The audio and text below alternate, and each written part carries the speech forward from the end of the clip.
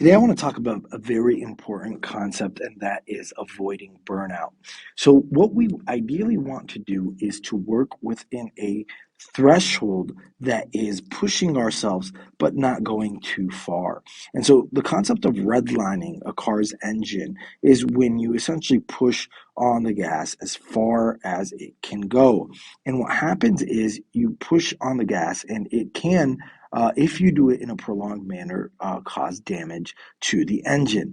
Now, if you do this once in a while, it's not the end of the world. Your engine doesn't really have any damage because of it, but prolonged periods of redlining can actually damage your engine. And newer cars actually will cut off fuel to your engine before the damage occurs if you're in a prolonged state of redlining. And so, what you would ideally want is to find a sweet spot.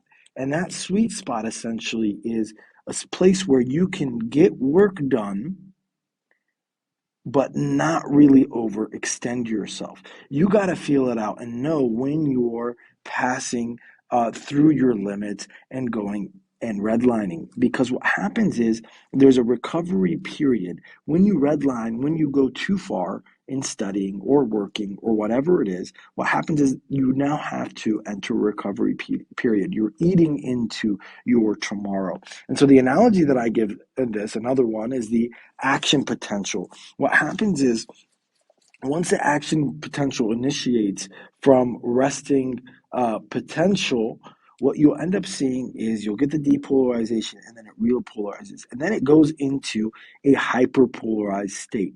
In this hyperpolarized state, you can no longer fire, right?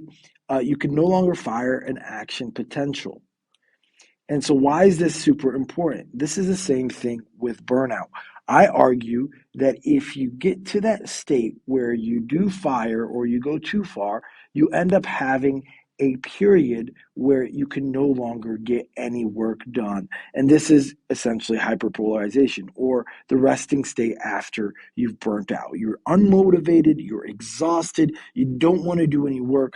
And so you go through this period where you're not getting anything done, essentially like hyperpolarization. So you want to go back to that idea of finding the sweet spot.